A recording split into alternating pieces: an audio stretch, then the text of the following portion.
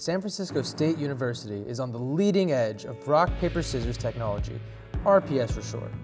All the internal components are powered by the flick of a switch. Using a haptic glove, the user is able to interface with the rock, paper, scissors robot, and the haptic glove is using an accelerometer and the Raspberry Pi to determine first that the player is waiting and ready to play. Once the player is ready, the hand will close and create a fist and let you know that it's ready to play rock, paper, scissors.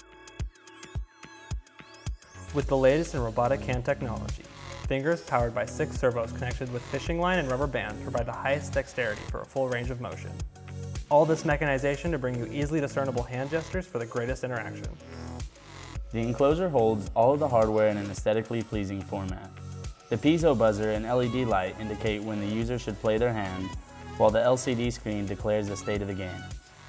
The accelerometer helps us determine the up-down motion of the player, and that information is then sent through a USB serial port to the Arduino.